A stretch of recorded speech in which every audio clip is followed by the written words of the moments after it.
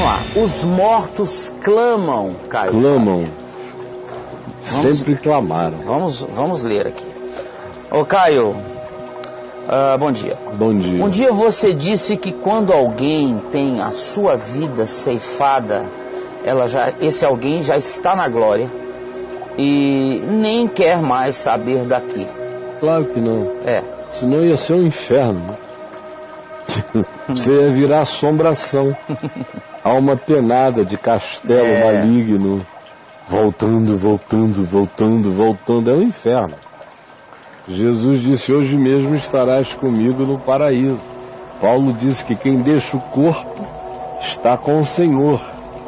São centenas as afirmações a respeito dessa convicção. Mas em Apocalipse se narra que as pessoas... Das almas embaixo do altar. Isso. É isso. Então o cara ele pensa que eu comecei a ler a Bíblia ontem, que faço afirmações assim. Que as almas embaixo do altar é o clamor da humanidade.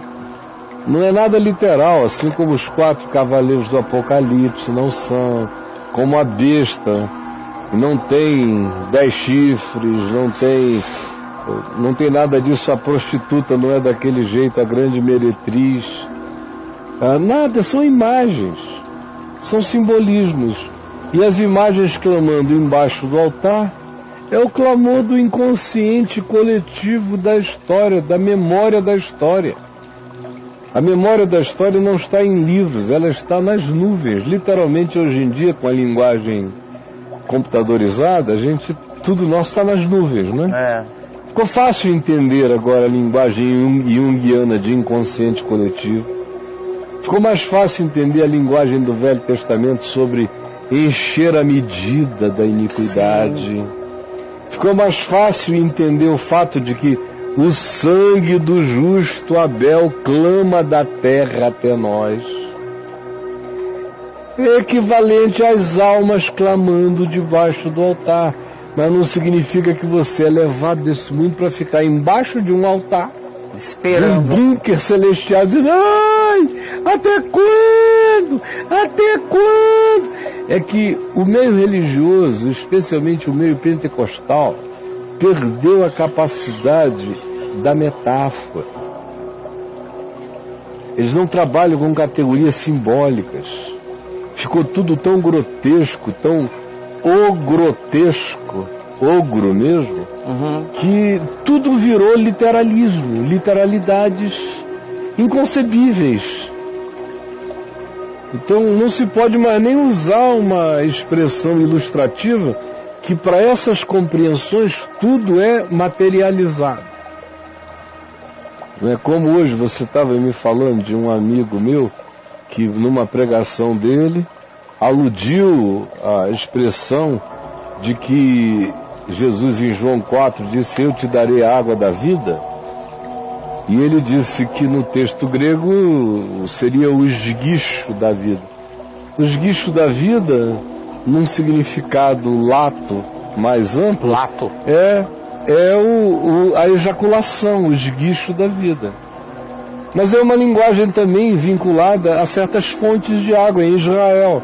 Por exemplo, a fonte de Guion, lá em Jerusalém. Você já passou do lado dela, talvez não esteja lembrando, perto do poço de Siloé, na entrada do túnel de Ezequias, nasce na fonte de Guion. Ela tem esse nome porque é fonte do esguicho, da ejaculação de água. E a palavra ejacular é uma palavra que significa ejetar. Só que como na maioria das vezes foi associada ao sêmen masculino, ficou pejorativamente a ele vinculado. Ficou vinculado completamente. Mas eu uso demais. Você lê os meus livros, eu sempre pensei em ejaculação como ejaculação. Ponto, né? Ponto. Eject. Lembra dos antigos aparelhinhos? Tape deck. Né? Tape deck, você apertava a ejaculação, o eject. Claro. Não é? A ejaculação é essa expulsão, é esse esguicho. É ejetar. Ejetar. Banco ejetor. Ejetor. O banco ejaculador. Tanto faz. Não é? Porque ejacula o indivíduo. O ejacular define que aquela ejeção ejetou algo. Então, na ejaculação, esse algo é projetado. É projetado. Certo?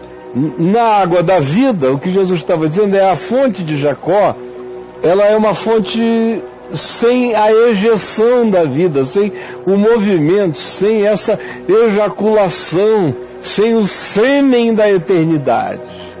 Por isso, volta a ter sede.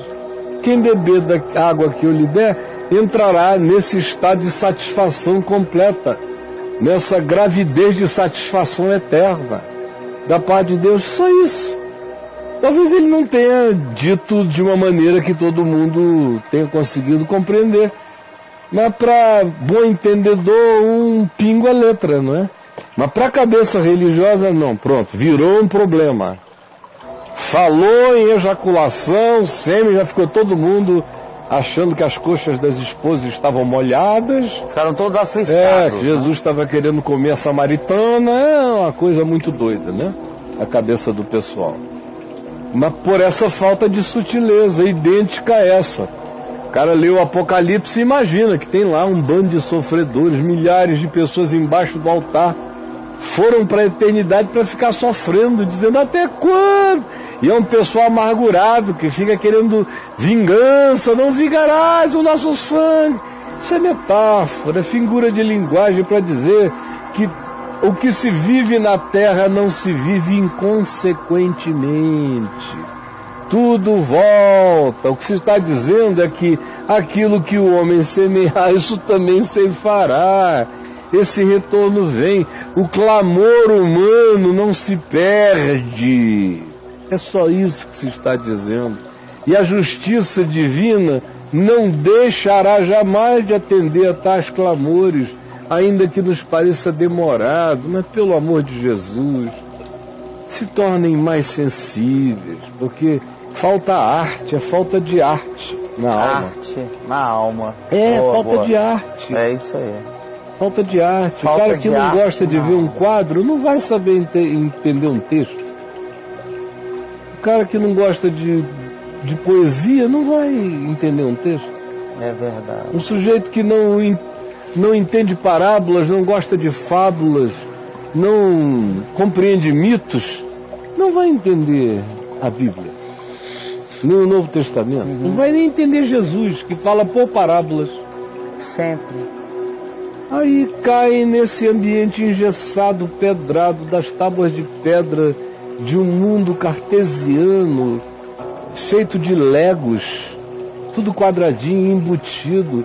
É uma pobreza de percepção horrenda o que tomou conta de vocês, amigos amados. Entenda, companheiro, tá bom? Um beijo para você.